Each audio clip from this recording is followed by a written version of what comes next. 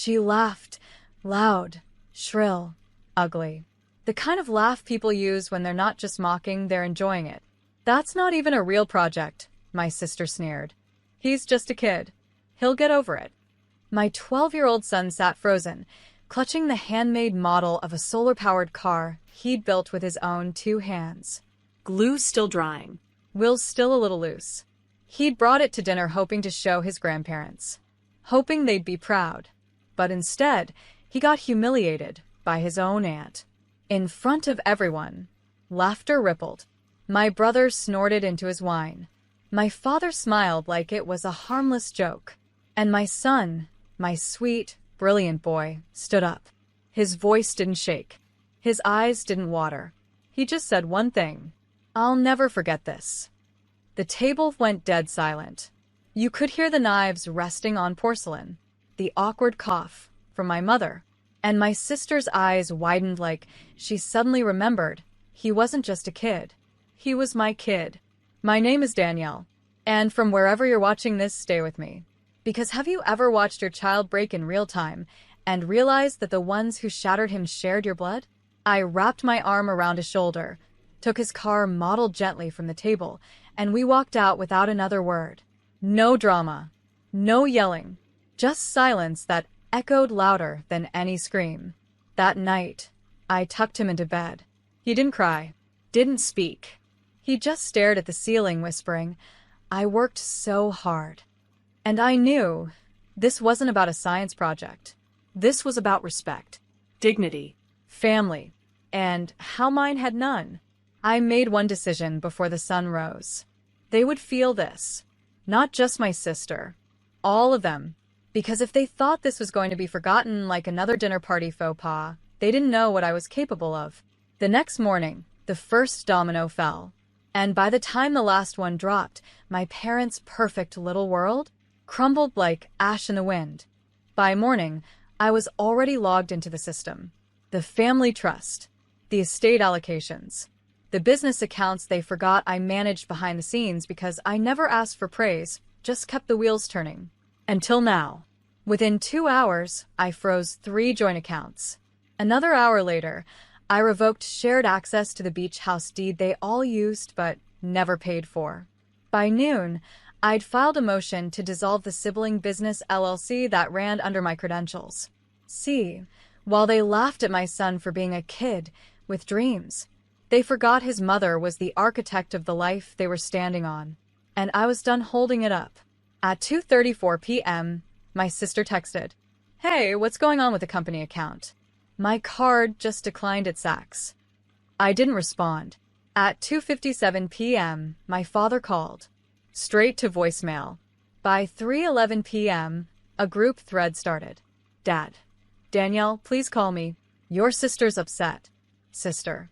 You're being dramatic. I was joking. Mom, can we talk about this like adults?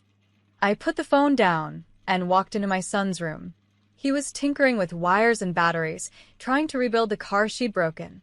One wheel slightly melted from the fireplace's edge, where she'd tossed it accidentally. You okay? I asked. He shrugged. It's just plastic. No, I said gently. It was your heart. He looked up at me. Why did she do it? I knelt beside him. Because she thought cruelty was clever. Because she's a coward who thinks mocking others makes her important. His eyes filled, but he didn't cry. I want to be someone different, he whispered. I smiled. You already are. The next day, I received an email from the board of my parents' foundation. We've been informed your name is being withdrawn as financial guarantor. Can you confirm? I confirmed. They'd never survive the audit that came next. Because if they wanted to treat my child like a joke, then they could live without the punchline I'd been covering all along. And still, this was only the beginning. By the third day, the phone didn't stop. Missed calls, voicemails laced with urgency and carefully concealed panic. I let every one of them rot in silence, because the same people who laughed at my son's dreams were now watching their own unravel, and I wasn't lifting a single finger to stop it. At 9:12 a.m., my father emailed me directly. We need to talk. You're creating chaos over a misunderstanding. Misunderstanding? They watched my son shrink under a chandelier they all sat under, and not one of them stood up for him. That wasn't a misunderstanding. That was a message. And now I was sending mine. I scheduled an emergency board meeting for the foundation my parents ran. The same one I funded silently year after year. When they logged in, they saw me sitting at the head of the Zoom call, calm, unreadable, already surrounded by lawyers. Danielle, Mom started. This is a family matter, not a financial one. No, I said. This is exactly a financial matter. Because all of you made it one when you used my resources to build your reputations and turned around and mocked my son in return. Come on, my sister huffed. It was a joke. He's a kid. He doesn't even understand what happened. I leaned in toward the camera. He understood enough to say, I'll never forget this. Maybe you should have listened. I motioned to the lawyer beside me. As of this moment, I am removing the Patterson Family Trust from the foundation's donor base. Effective immediately. All future donations will be redirected to a scholarship fund in my son's name for kids who dare to dream even when no one claps. The screen exploded. Danielle, you're being cruel. This is a betrayal of family. You're blowing this out of proportion. I stayed silent until they ran out of breath. Then I spoke the truth they'd been dodging for decades. You loved my silence more than you ever loved me. But you made a mistake this time. You humiliated the one person I would burn the world for. The meeting ended. That night, my sister texted me. You've made your point. You've embarrassed us enough. Now what? I stared at the screen and smiled. Now you learn what it feels like to rebuild without me. Because I wasn't just done being your backbone. I was becoming the storm that made you beg for shelter. The fallout was delicious. The kind of quiet collapse they never imagined could come from me. The agreeable one. The responsible sister. The one they'd leaned on so long. They forgot she had bones of steel. That night, I took my son out to dinner. Just the two of us. His favorite place. No cameras. No grand speeches. Just love. Real, simple, safe. Halfway through his milkshake, he looked up and asked, Did I do something wrong that night? I set my fork down. My heart cracked, but my voice didn't. No, baby, I said. They did. He looked away. I didn't want to cry in front of them. I leaned in close. You didn't need to. You did something more powerful. What? You stood up. And I meant it. He didn't throw a tantrum. Didn't run away. He just said the one sentence that echoed through the entire house like a curse. I'll never forget this. He wasn't just speaking for himself. He was speaking for every child who'd ever been belittled by people who were supposed to protect them. And now? The protectors had become the exiled. By morning, my sister's boutique, built on a trust she never earned, was shuttered. I had revoked the silent partnership I'd held in her business. The one I never bragged about because family helped family, until family laughed at mine. Brandon, her husband, sent an email titled, Come on, Danielle. Don't punish everyone for one mistake. I forwarded it to my attorney with a single line. This is not punishment. It's accounting. My father tried to salvage what was left. Called in favors. Scheduled a neutral dinner to discuss things. I sent a message back. If you can sit through watching your grandson be mocked and do nothing, then you can sit through the consequences too. My mother, always the strategist, sent flowers. The card read, We all make mistakes. Please don't let this destroy everything. I returned them. No card. No message. Just silence, my new language. Because sometimes love isn't loud. Sometimes it's boundaries made of titanium. And my son? He was finally smiling again. Because he knew. He knew his mom didn't just hear him.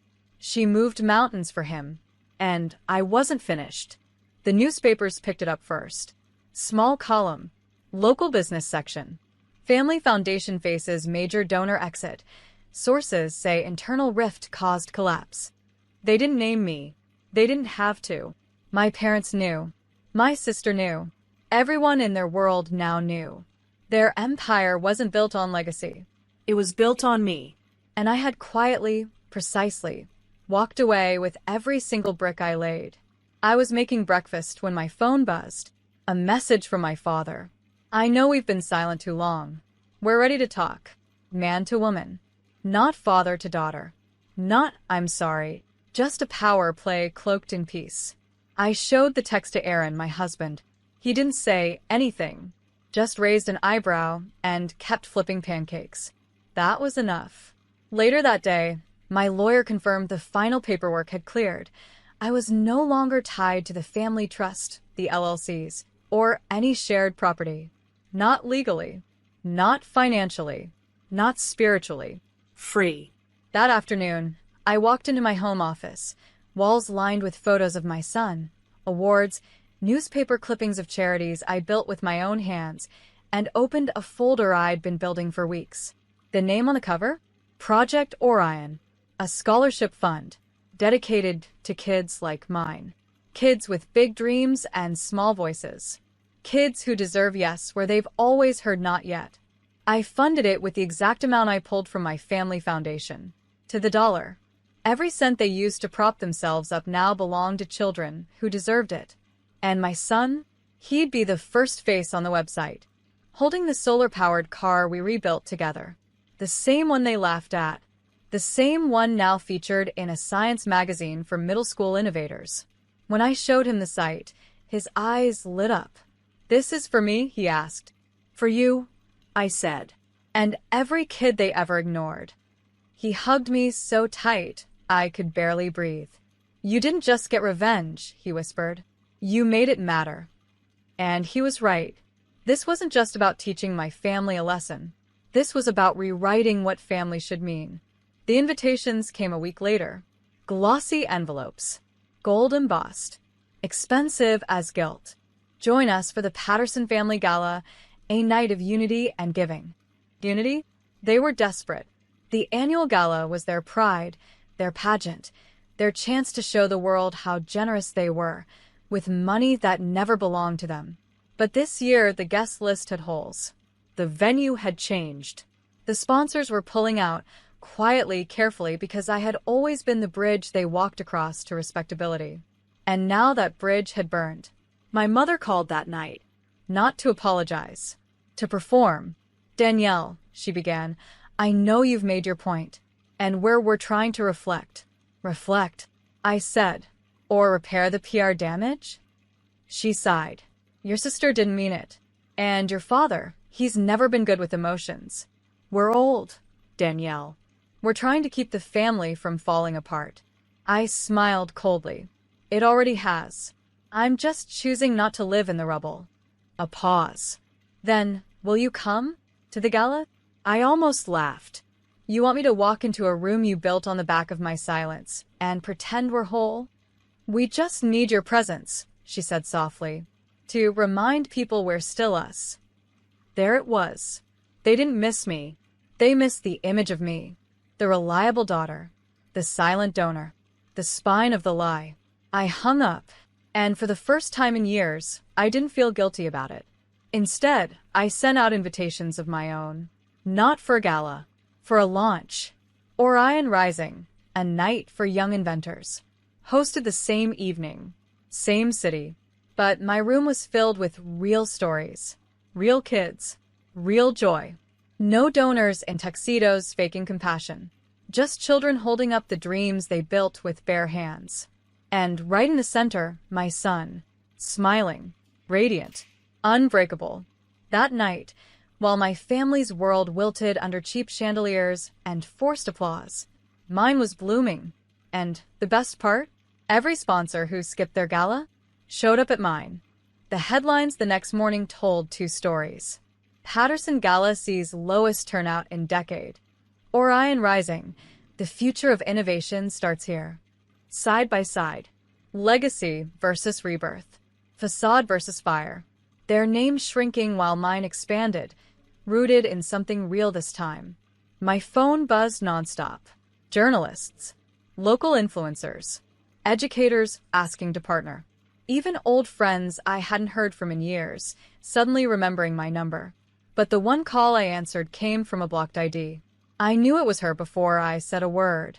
My sister's voice cracked like glass. You couldn't just let it go, could you? I said nothing. You had to humiliate us. You had to make a scene. I almost laughed. I didn't make a scene, Hannah. I made a statement. There's a difference. You destroyed everything. No, I replied, calm and steel. You did that when you humiliated my son and thought there wouldn't be consequences. She sniffed. He's just a kid. Don't, I snapped. Don't finish that sentence. Because that kid just inspired a room full of CEOs, educators, and philanthropists, while your gala was half empty and full of forced smiles. Silence. Then bitter and small. So what now? You're done with us forever. I thought about it. Really thought. Because I wasn't driven by vengeance anymore. I was driven by value. No, I said. I'm not done. I'm rebuilding. Rebuilding what? My lineage, I replied. And I'm starting by teaching my son that the world doesn't revolve around people who laugh at pain and call it humor. You're not the same, Danielle, she whispered. You used to care. I still care, I said. Just not about what breaks me. I hung up. That afternoon, I took my son out for ice cream. We walked past a bookstore where his face now sat proudly on the front window, a feature from a local magazine titled, The Boy Who Stood Up. He held my hand tighter. Is it okay to remember what she did? Yes, I said, because remembering isn't the wound, it's the armor. He smiled up at me, chocolate on his lip, eyes wide with a kind of peace I hadn't seen in months. And in that moment I knew my family didn't crumble. I just stopped holding it up. 3 months later, they showed up at my doorstep. All of them.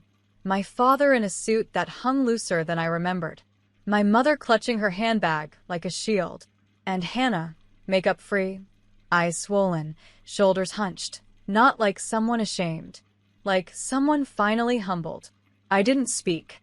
I just stepped outside and closed the door behind me. No cameras, I said. No neighbors. Say what you came to say. My father cleared his throat, but I cut him off with a look. This wasn't his moment. It was Hannah's. And she knew it. She stepped forward. I humiliated your son, she said softly, because I couldn't handle that he had something I never did, bravery. Her voice cracked. I thought being older meant I was better. I thought being louder made me right. But when he stood up and said, I'll never forget this, I realized I was the one who should never forget. She reached into her coat and pulled out a check. This isn't hush money, she said quickly. It's for Orion. For the fund. I talked to Brandon. We're selling the car.